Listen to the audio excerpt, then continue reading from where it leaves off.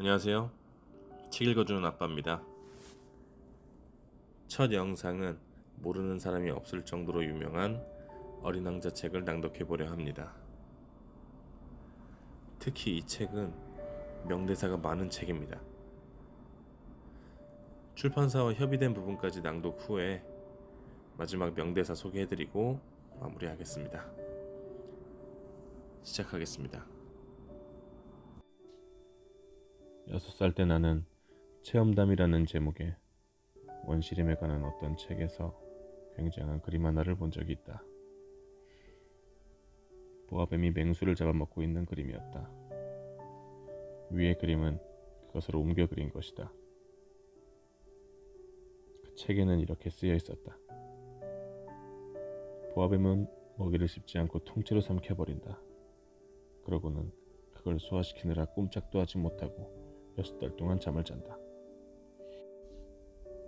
그래서 나는 정글 속의 신기한 모험들에 대해 곰곰이 생각해 본 후 색연필을 가지고 태어나서 처음으로 그림을 그려보았다. 내 그림체 1호는 이런 것이었다. 나는 내 걸작품들을 어른들에게 보여주면서 내 그림이 무섭지 않냐고 물어보았다. 어른들은 아니, 모자가 뭐가 무섭다는 거니? 라고 대답했다. 내 그림은 모자를 그린 게 아니었다. 그것은 코끼리를 소화시키고 있는 보아뱀 그림이었다. 그래서 나는 어른들이 이해할 수 있도록 보아뱀의 속을 그려주었다. 어른들은 꼭 설명을 해주어야만 한다. 내 그림체 이유는 이런 것이었다. 어른들은 나에게 속이 보였다 안 보였다 하는 보아뱀 그림 일랑은 집어치우고 지리나 역사 혹은 산수나 문법에 관심을 가져보라고 충고해 주었다. 이렇게 해서 나는 6살 때 화가라고 하는 멋진 직업을 포기해버렸다. 내 그림 1호와 2호가 성공을 거두지 못해서 낙심했기 때문이었다. 어른들은 혼자서는 아무것도 이해하지 못한다. 그렇다고 늘 어른들에게 설명을 해주자니 어린이들로서는 여간 귀찮은 게 아니다. 하는 수 없이 다른 직업을 선택해야 했던 나는 비행기 조종하는 법을 배웠다. 나는 이 세상 여기저기를 거의 안 가본 데 없이 날아다녔다. 그럴 때 지리는 정말로 내게 많은 도움이 됐다.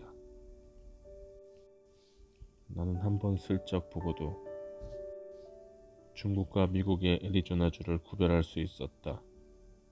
그것은 밤에 길을 잃었을 때 아주 유용한 일이었다. 이렇게 하여 나는 일생 동안 점잖은 사람들을 매우 많이 만날 수 있었다. 어른들 틈에서 살면서 그들을 가까이에서 보아왔던 것이다. 하지만 그렇다고 해서 어른들에 대한 내 생각이 나아지지는 않았다. 어쩌다 조금 총명해 보이는 사람을 만날 때면 나는 늘 가지고 다니던 내 그림체 1호를 꺼내 그 사람을 시험해보곤 했다. 그 사람이 정말로 뭘 제대로 이해할 줄 아는 사람인지 알아보고 싶어서였다. 그러나 의뢰 그 사람은 이건 모자군 하고 대답하는 것이었다. 그러면 나는 보아뱀 이야기도 원시림이나 별들에 관한 이야기도 그들 앞에서 꺼내지 않고 대신 카드놀이나 골프 혹은 정치나 넥타이 이야기를 하였다. 그러면 그 사람들은 오늘 괜찮은 사람 하나 알게 되었다고 매우 흡족해했다. 그래서 6해 전에 사하라 사막에서 비행기가 고장을 일으킬 때까지 나는 진실한 말동무 하나 없이 홀로 살아왔다. 엔진 속 어딘가가 부서져 버린 사고였다. 정비사도 승객도 없었기에 나는 혼자서 그 어려운 수리를 시도해 볼 수밖에 없었다. 그때는 정말 죽느냐 사느냐 하는 큰 문제였다. 마실 물이라곤 겨우 일주일치밖에 남지 않아 있었다. 첫날 밤 나는 사람이 사는 곳에서 1000마일이나 떨어진 사막에서 잠들었다. 큰 바다 한가운데서 혼자 뗏목 위에 떠있는 것보다 더 고립되어 있었던 것이다. 그러니 해가 뜰 무렵 이상한 작은 목소리가 나를 깨웠을 때 내가 얼마나 놀랐겠는지 여러분은 짐작할 수 있을 것이다. 양 한 마리만 좀 그려줘. 그 목소리는 내게 말했다. 뭐라고? 양 한 마리만. 나는 깜짝 놀라 벌떡 일어나서 두 눈을 비비고 살펴보았다. 그랬더니 정말 이상하게 생긴 조그만 사내아이가 진지한 얼굴로 나를 쳐다보고 있는 것이었다. 훗날 내가 그 아이를 그린 것 중 제일 잘된 그림이 여기 있다. 물론 내 그림은 실제 그 아이보다는 훨씬 덜 멋있다. 그렇지만 그건 내 잘못이 아니다. 6살 때 어른들이 화가가 될 생각은 그만두라고 내 키를 꺾어 놓아서 속이 보이는 보아뱀과 보이지 않는 보아뱀 말고는 그림을 그려본 적이 없기 때문이다. 어쨌든 나는 그의 느닷없는 출연에 너무 놀라서 눈이 휘둥그렇게 뜨고 그를 바라보았다. 내가 그때 그 사람이 사는 곳에서 1000마일이나 떨어진 곳에 있었다는 사실을 여러분은 잊지 말기 바란다. 그런데 그 어린아이는 길을 잃은 것 같지도 않아 보였고 도무지 피곤하다거나 배고프다거나 목말라 보이지도 않았으며 무서워하는 것 같지도 않았다. 사람이 사는 곳에서 1000마일이나 떨어진 사막에서 길을 잃은 아이의 모습이 전혀 아니었던 것이다. 내가 겨우 입을 열어 말했다. 그런데 너 여기서 뭐하고 있는 거니? 그러자 그는 매우 심각한 이야기나 되는 듯이 조그맣게 다시 말했다. 부탁이야, 양 한 마리 그려줘. 너무 기막힌 일을 만나 어리둥절해지면 누구나 거절을 못하는 법이다. 사람이 사는 곳에서 1000마일이나 떨어져 언제 죽을지도 모르는데 양을 그려달라니 참 별일이라고 생각하면서도 나는 주머니에서 종이 한 장과 만년필을 꺼냈다. 그러자 내가 배운 것은 지리와 역사, 산수, 그리고 문법뿐이라는 생각이 마침 떠올라서 나는 그 꼬마에게 그림을 그릴 줄 모른다 말했다. 그러자 그는 괜찮아, 양 한 마리만 그려줘 라고 대답하는 것이었다. 나는 양을 한 번도 그려본 적이 없기 때문에 내가 그릴 줄 아는 단 2가지 그림들 중 속이 안 보이는 보아뱀 그림을 그려서 그에게 보여주었다. 그러자 그것을 보고 꼬마가 이렇게 말하는 바람에 나는 깜짝 놀랐다. 싫어, 싫어. 코끼리를 소화시키고 있는 보아뱀은 싫어.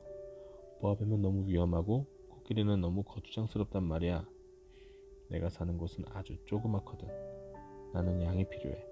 양 한 마리만 그려줘. 할 수 없이 나는 양을 그렸다. 그는 내 그림을 물끄러미 바라보더니 아니야, 이 양은 벌써 병들었는걸? 다른 걸로 하나 그려줘 라고 말했다. 나는 또 그렸다. 그랬더니 내 친구는 싱긋 웃더니 너그럽게 말했다. 이건 양이 아니라 염소잖아. 잘 봐, 뿔이 있잖아. 나는 또다시 그리지 않을 수 없었다. 그러나 새 그림도 먼저 본 그림들과 마찬가지로 퇴짜를 맞았다. 이건 너무 늙었어. 난 오래 살 수 있는 양을 갖고 싶어. 그러자 비행기의 엔진을 수리하는 일이 급했던 나는 더 이상 참지 못하고 아무렇게나 쓱쓱 그려놓고는 한마디 툭 던졌다. 이건 상자야. 네가 원하는 양은 이 속에 있어. 그러자 놀랍게도 이 어린 심사위원 얼굴이 환하게 밝아지는 것이 아닌가. 그래, 이거야. 내가 바로 갖고 싶었던 거야. 그런데 이 양에게 풀을 많이 주어야 할까? 그건 왜 묻지? 내가 사는 곳은 아주 작아서. 괜찮을 거야. 이건 아주 작은 새끼 양이니까. 그는 고개를 숙여 그림을 자세히 들여다보더니 이렇게 말했다. 뭐 그렇게 작지도 않은걸. 어머, 잠들었네? 그렇게 해서 나는 어린 왕자를 알게 되었다. 그가 어디서 왔는지를 알기까지는 한참이 걸렸다. 어린 왕자는 나한테는 이것저것 많이 물으면서도 내가 묻는 말은 조금도 귀담아 듣는 것 같지 않았기 때문이다. 내가 그에 대한 모든 것을 차츰 이해할 수 있었던 것도 그가 별 생각 없이 내뱉는 말들을 통해서였다. 그는 내 비행기를 처음 보고서는 이렇게 물었다. 이 물건은 뭐야? 그건 물건이 아니야. 하늘을 날아다니지. 그건 비행기라는 거야. 내 비행기지. 내가 날아다닌다는 사실을 이제 그에게 알리게 되어 나는 기분이 좀 우쭐해 있었다. 그런데 내 말을 듣고 난 그를 이렇게 소리쳤다. 뭐라고? 그렇다면 아저씨가 하늘에서 떨어졌다는 거야? 그래. 나는 조용히 대답했다. 야, 그거 참 재밌네? 이러고는 어린 왕자가 깔깔 웃어대는 바람에 나는 기분이 몹시 상했다. 나는 남들이 내 불행을 심각하게 생각해 주기를 바라는 편이다. 그는 또 말했다. 그럼 아저씨도 하늘에서 왔단 말이야? 어느 별에서 왔어? 이 말에 나는 그를 둘러싼 수수께끼를 밝혀줄 한 줄기 빛을 보는 것 같아 얼른 물었다. 그럼 넌 다른 별에서 왔단 말이니? 그렇지만 그는 대답을 하지 않고 내 비행기를 바라보면서 가만히 고개를 끄덕일 뿐이었다. 맞아. 저걸 타고서는 그렇게 멀리서 올 수는 없었겠어. 이렇게 말하고 나서 그는 한참 동안 혼자 생각에 잠기더니 주머니에서 내가 그려준 양을 꺼내 무슨 보물이나 되는 듯 들여다보았다. 그가 다른 별에 대해 이렇게 슬쩍 말하고 난 후 내가 얼마나 궁금했겠는지 여러분은 짐작하리라. 나는 좀 더 알고 싶어져서 물었다. 예, 넌 어디서 왔니? 네가 사는 곳이란 대체 어디니? 내가 그려준 양을 어디로 데려가라는 거지?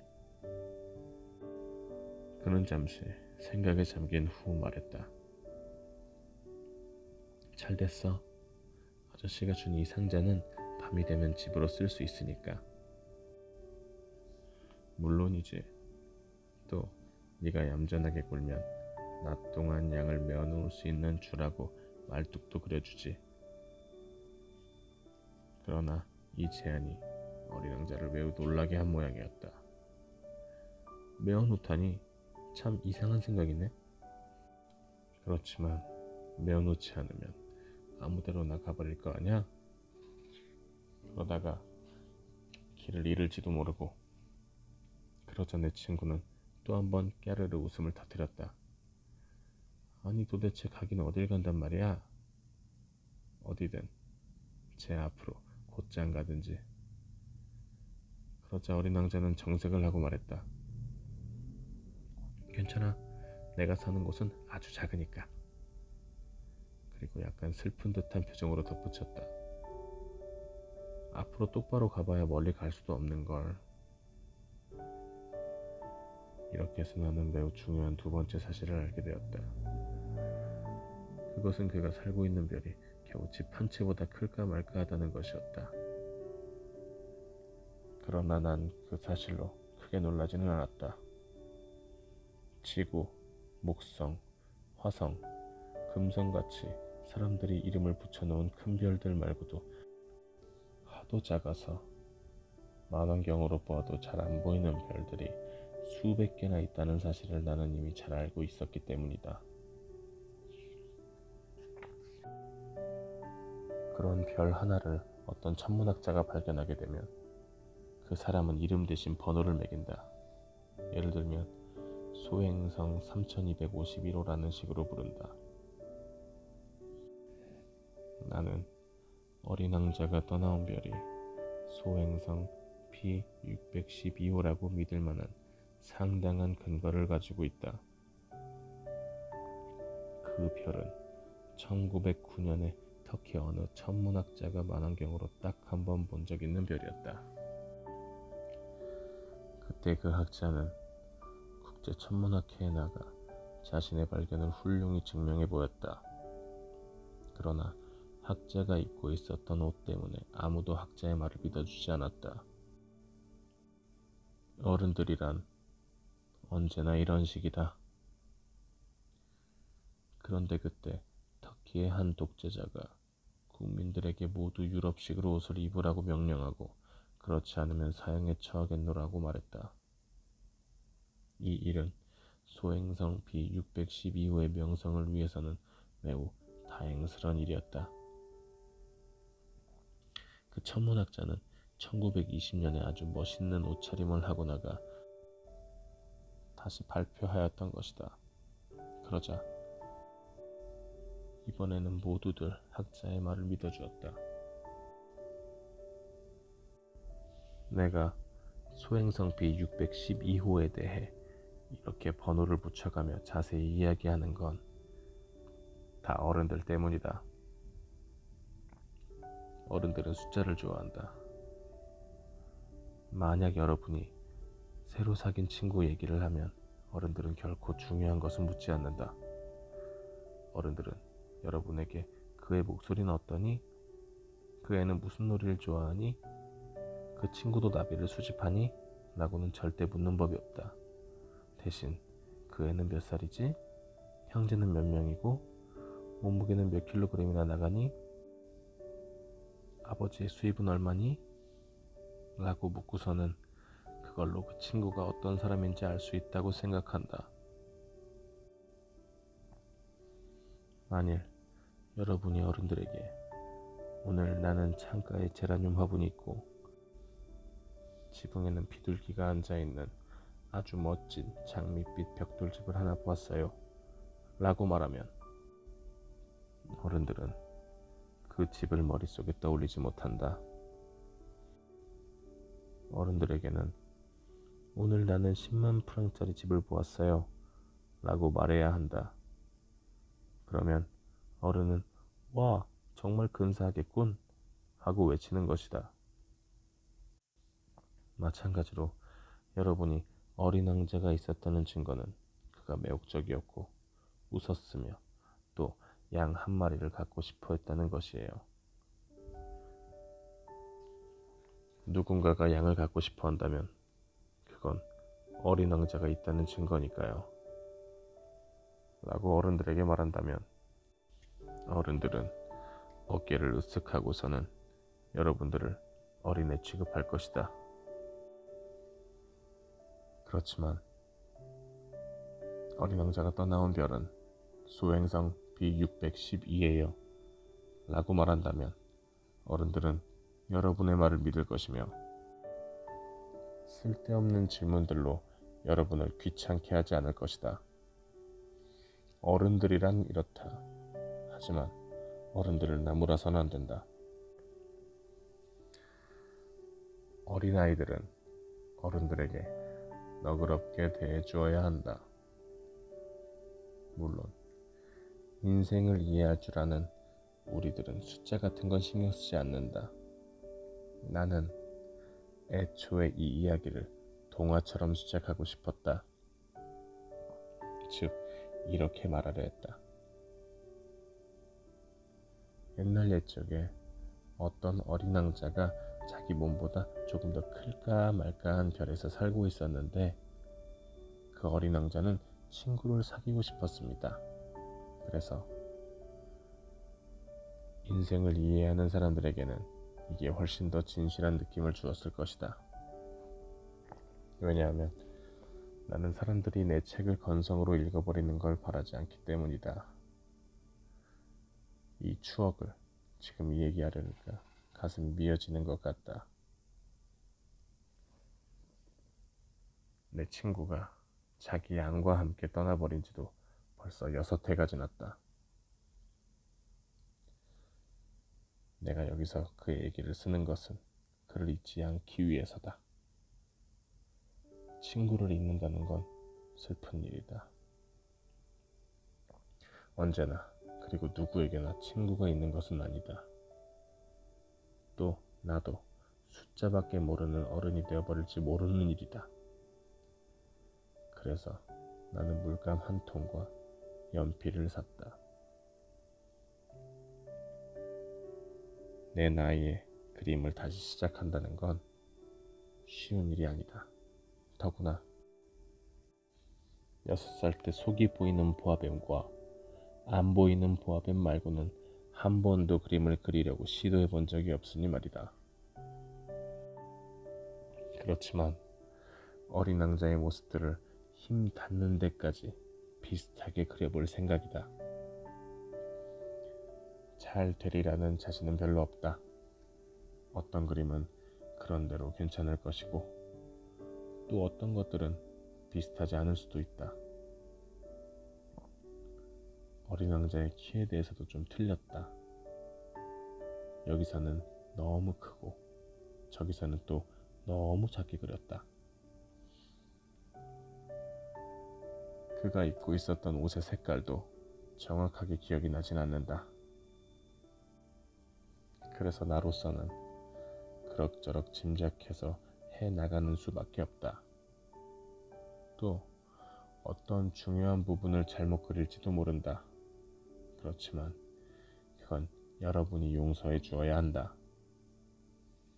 내 친구는 내게 자세한 설명을 해준 적이 없기 때문이다. 아마도 그는 내가 자기와 같은 줄 알았나 보다. 그러나 안타깝게도 나는 상자를 통해서 그 속의 양을 볼 줄 모른다.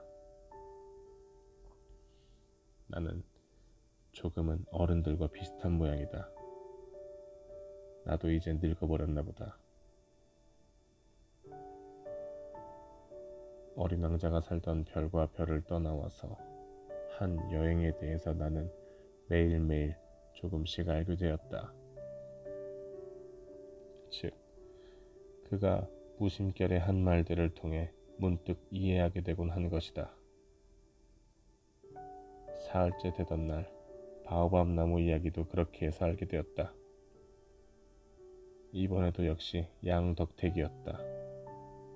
그는 매우 걱정스럽다는 듯 불쑥 이렇게 물었다. 그러니까 양이 정말로 작은 나무를 먹는다는 거지? 그렇다니까. 아, 다행이다. 양이 작은 나무들을 먹는 게 왜 그렇게 중요한지는 나로서 알 수 없는 일이었다. 어린 왕자는 계속해서 말했다. 그러면 바오밥 나무도 먹겠네? 나는 어린 왕자에게 바오밥 나무는 작은 나무가 아니라 교회만큼이나 커다란 나무이며 코끼리를 한때 데리고 온다 해도 바오밥 나무 꼭대기에 닿지도 못할 거라고 알려주었다. 코끼리 떼라는 말에 어린 왕자는 웃으면서 말했다. 그럼 코끼리들을 차곡차곡 포개 놓아야겠네? 그런데 그는 매우 총명하게도 이렇게 말했다. 바오밥 나무도 어른이 되기 전에는 작은 나무일 거야. 물론 그렇지. 그런데 왜 양이 바오밥 나무를 먹어야 한다는 거니? 그러자 그는 그건 물을 필요도 없이 당연한 것이라는 듯이 그야 뭐 라고 대꾸할 뿐이었다. 그래서 나 혼자 그 문제를 이해하기 위해 한참 머리를 짜내어 생각해야만 했다. 사실 다른 모든 별들과 마찬가지로 어린 왕자의 별에도 좋은 풀과 나쁜 풀이 있었다.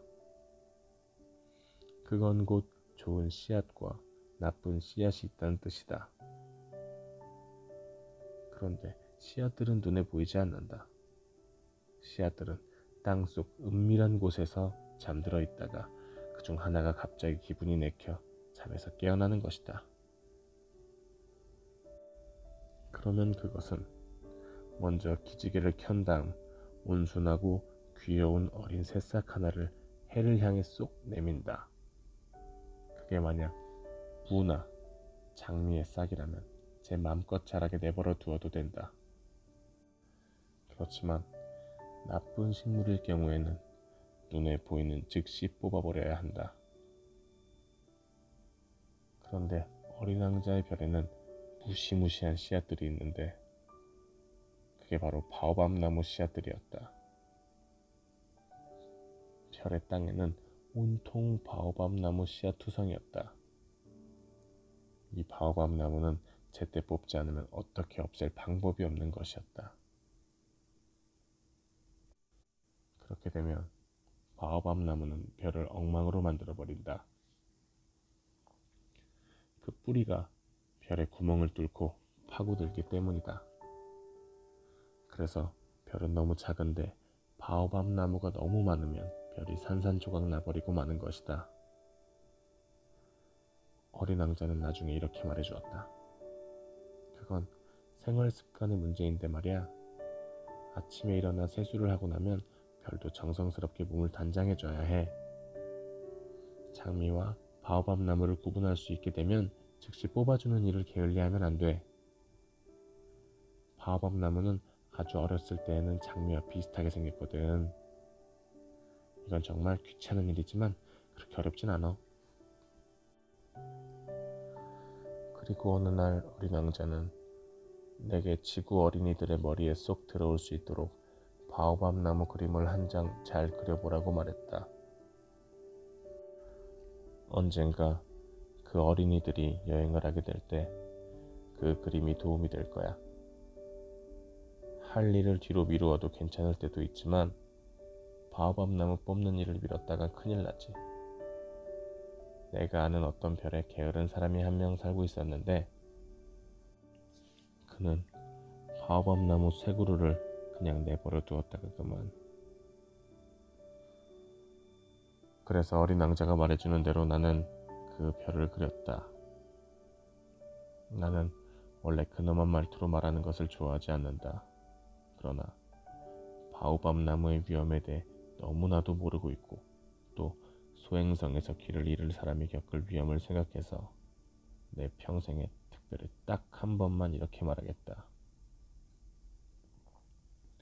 어린이들이여, 바오밥 나무를 조심하라. 내가 이 그림을 이렇게 열심히 그린 것은 내 친구들에게 경각심을 불러일으키기 위해서이다.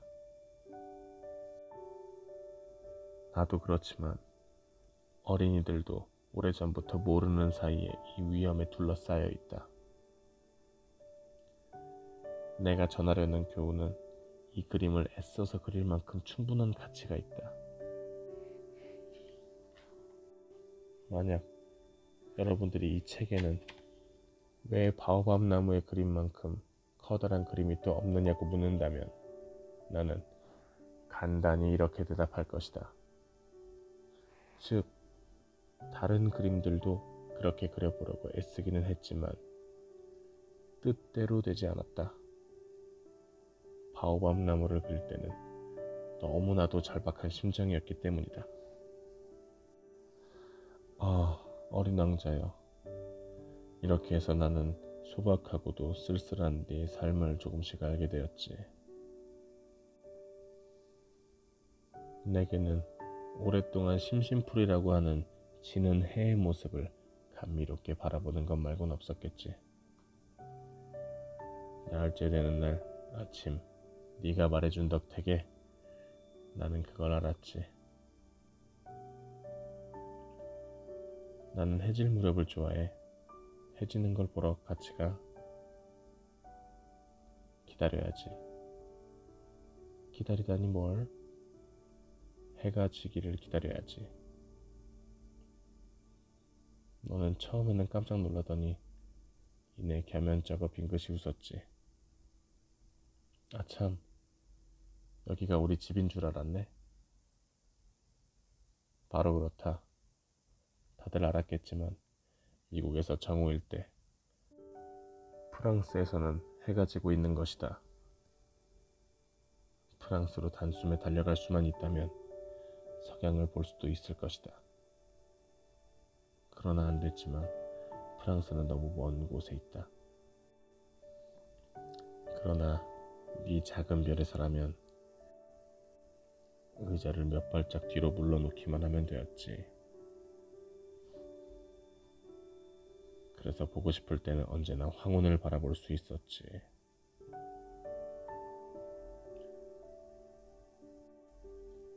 어떤 날은 43번이나 해가 지는 걸 보았어. 그리고 잠시 후에 말을 이었지. 마음이 아주 슬플 때는 지는 해의 모습이 정말 좋아. 그럼 43번이나 본 날 넌 아주 슬펐구나. 그러나 어린 왕자는 아무 대답도 하지 않았다. 닷새째 되는 날 역시 양 덕분에 어린 왕자의 삶에 얽힌 비밀이 하나 더 밝혀졌다. 그가 마치 오랫동안 혼자서 고심했던 문제나 되는 듯 불쑥 물어왔던 것이다. 양은 작은 나무를 먹으니까 꽃도 먹겠네. 양은 닥치는 대로 다 먹지.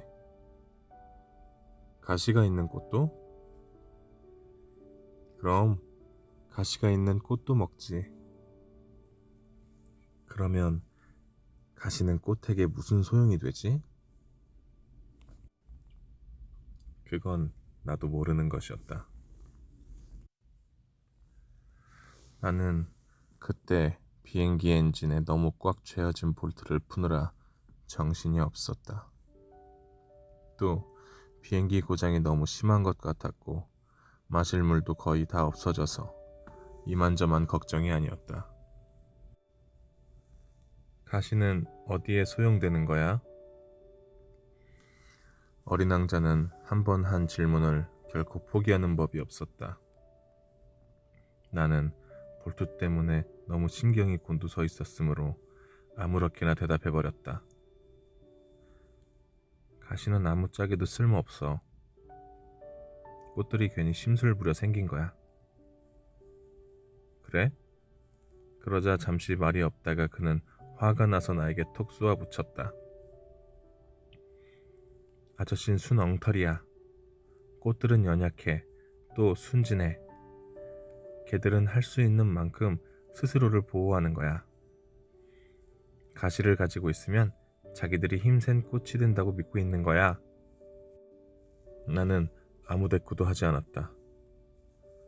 나는 그때 이 볼트가 이번에도 안 빠지면 망치로 때려서 빼내야지 라고 마음먹고 있었는데 어린 왕자가 또다시 내 생각을 방해했다. 그러니까 아저씨 생각으로는 꽃들이 그만, 제발 좀 그만해도. 난 아무것도 몰라. 아무렇게나 되는 대로 대답한 것뿐이야. 난 지금 중요한 일을 하고 있단 말이야. 내가 소리치자 그는 깜짝 놀라 나를 바라보았다. 중요한 일이라고?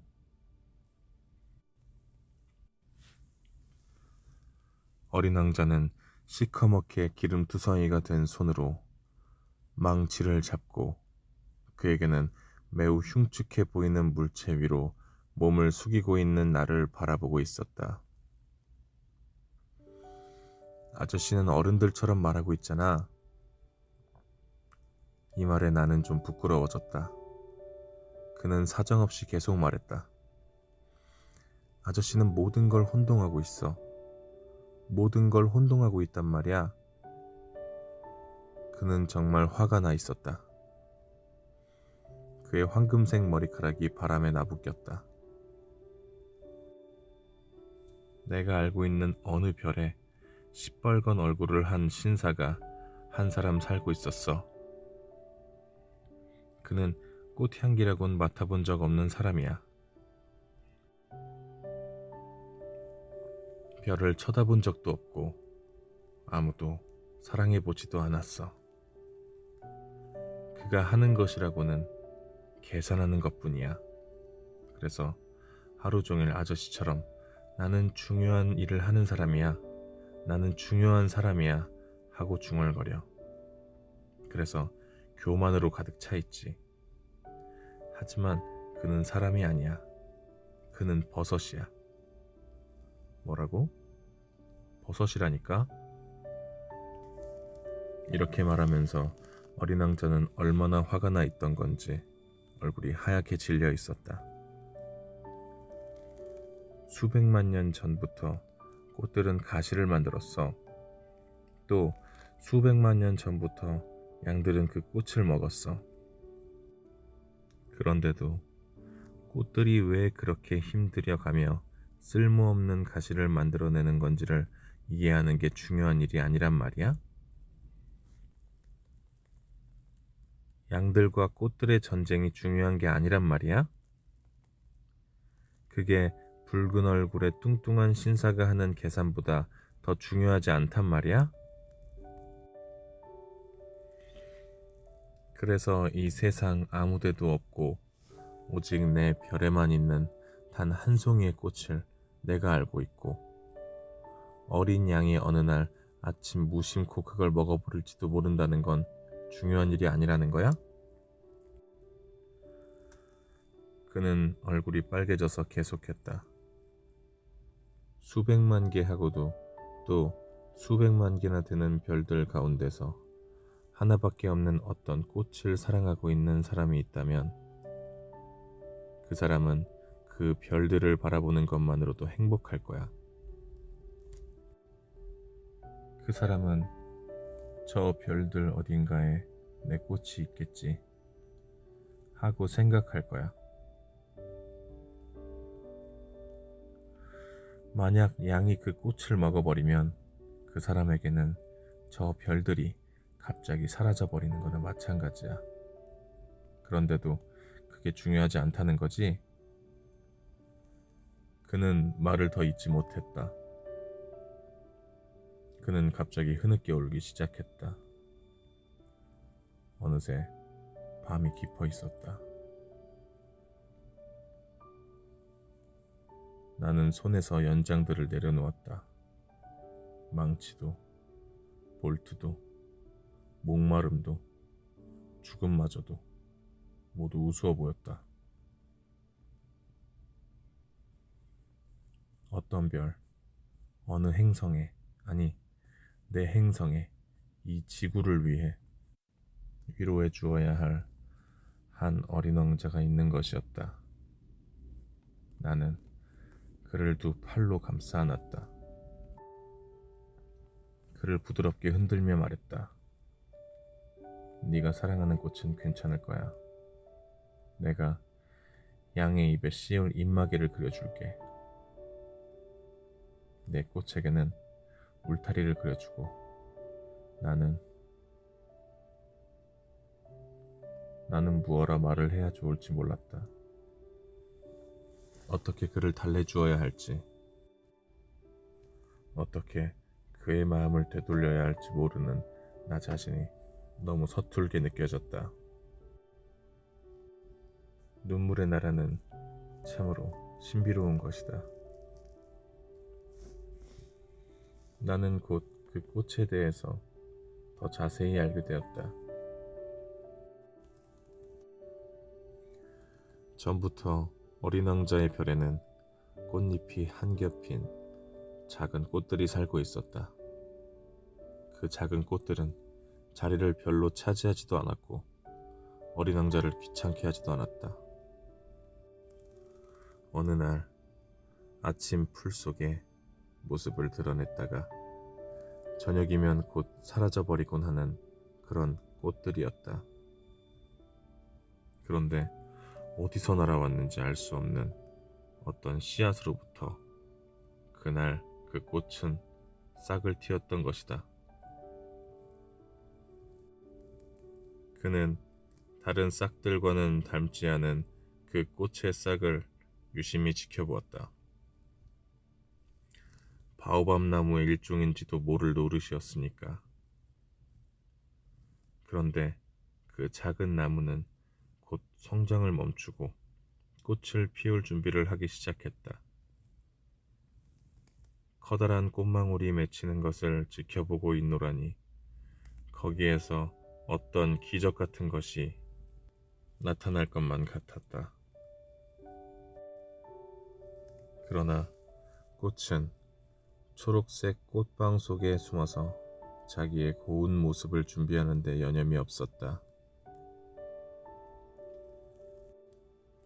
세심하게 빛깔을 고르고 꽃잎을 하나 둘씩 다듬으면서 천천히 옷을 입고 있었던 것이다. 그 꽃은 개 양귀비꽃처럼 구겨진 모습으로 나타나고 싶지는 않은 모양이었다.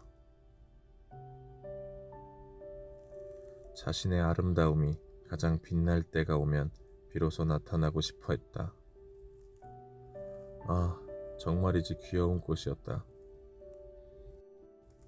그 신비스러운 몸단장이 며칠씩이나 계속되지 않을 수 없었으리라. 그리하여 어느 날 아침 해가 떠오르는 바로 그 시간에 그 꽃은 자태를 드러냈다.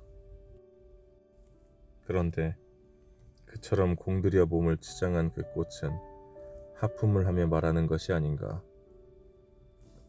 아, 이제 막 잠이 깼답니다. 죄송합니다. 제 머리가 온통 엉클어져 있죠. 어린 왕자는 감탄을 억누를 수가 없었다. 정말 아름다우시군요. 그렇죠? 나는 해와 같은 시각에 태어났답니다. 꽃이 살며시 대답했다.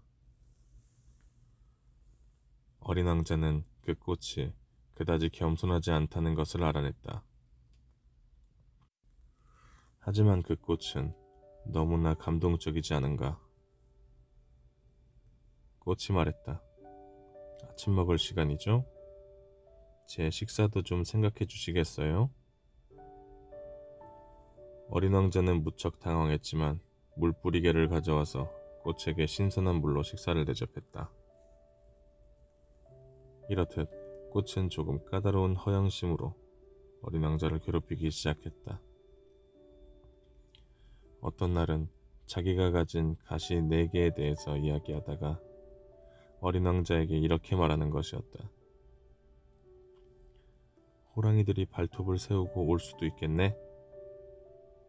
내 별에 호랑이는 없어요. 게다가 호랑이는 풀을 먹지도 않고요. 라고 어린 왕자가 대꾸했다. 난 풀이 아니란 말이에요. 꽃이 살며시 대답했다. 아, 미안해요. 난 호랑이 따위는 안 무서워요. 하지만 바람은 질색이에요. 혹시 바람막이 가지고 있으세요? 바람이 질색이라니. 식물이 그러면 어떡하지?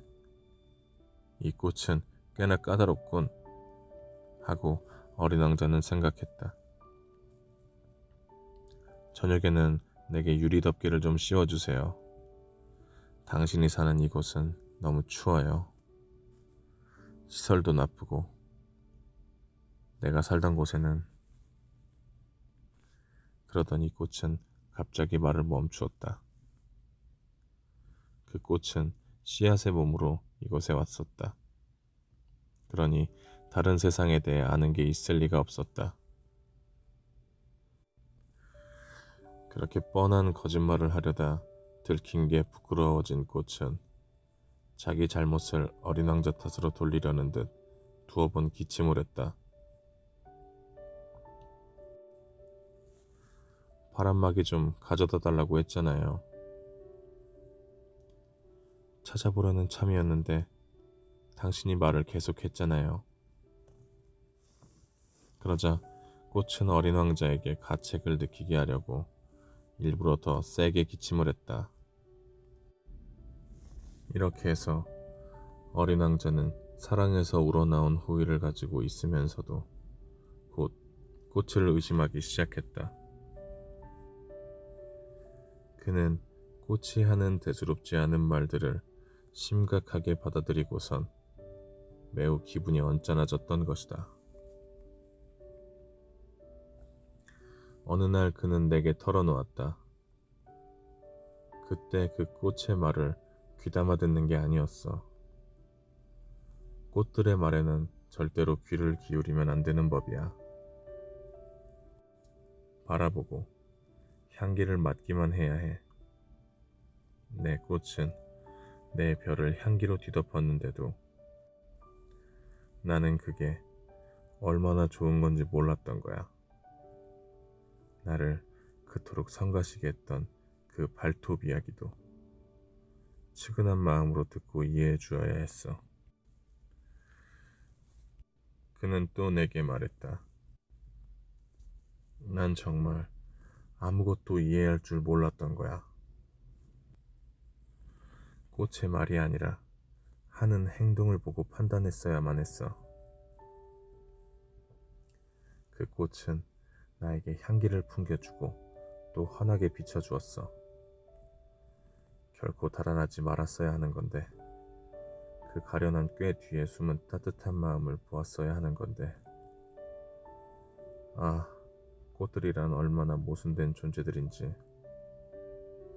하지만 그를 제대로 사랑하기에는 난 그때 어렸던 거야.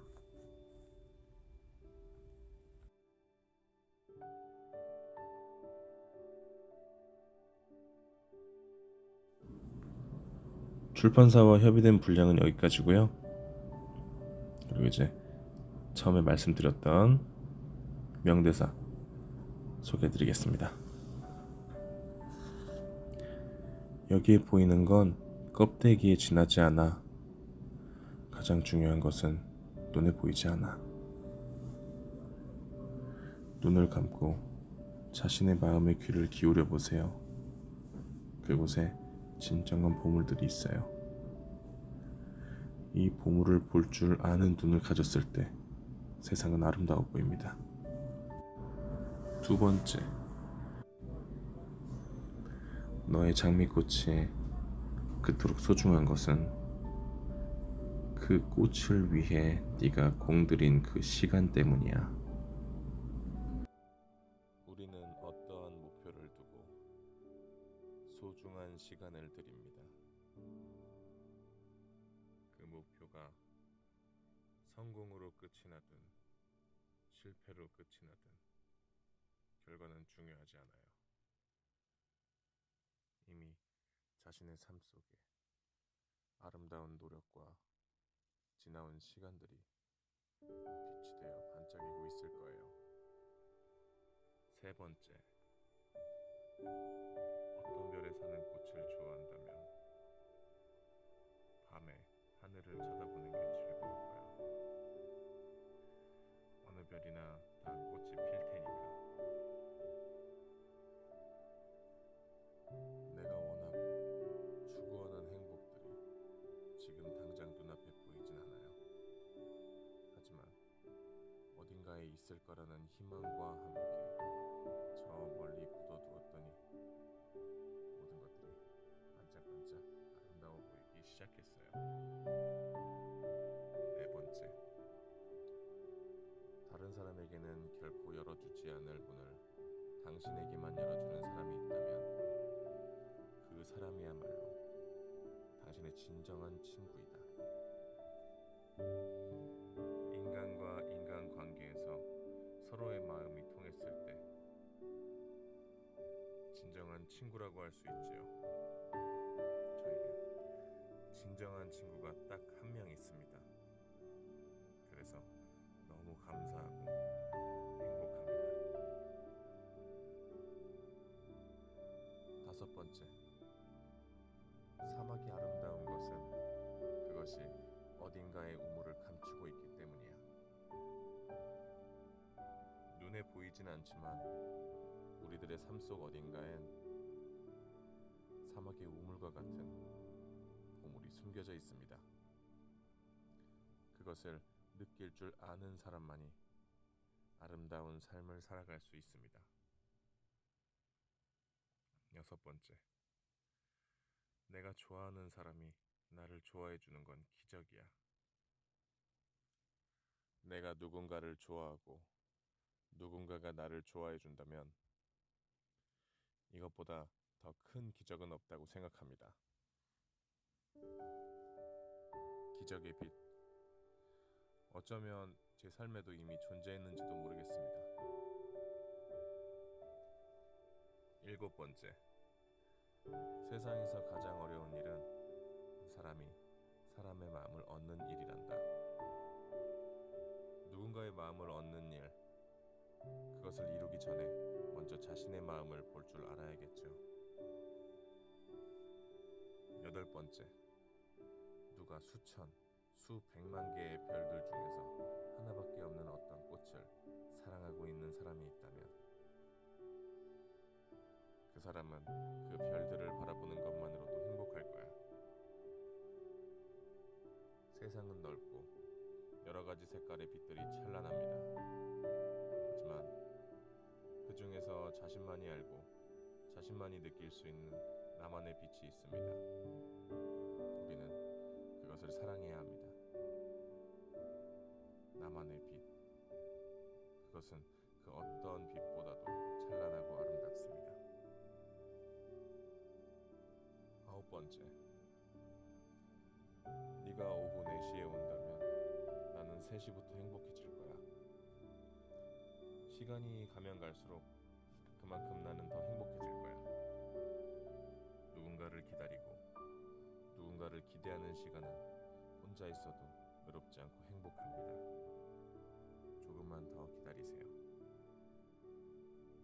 가까워지면 질수록 우리는 더 행복해질 겁니다.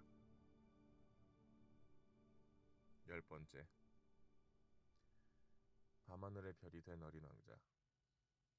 이제 가봐. 내려가고 싶어. 나무가 쓰러지듯 그냥 천천히 쓰러졌다. 모래 때문에 쓰러지는 소리조차 들리지 않았다. 그와 가까워질 날만을 기다리고 또 기다립니다. 제가 낭독해드리는 부분은 여기까지입니다.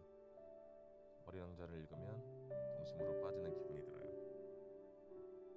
여러분들도 꼭 읽어보시길 추천드립니다. 워낙 명작이니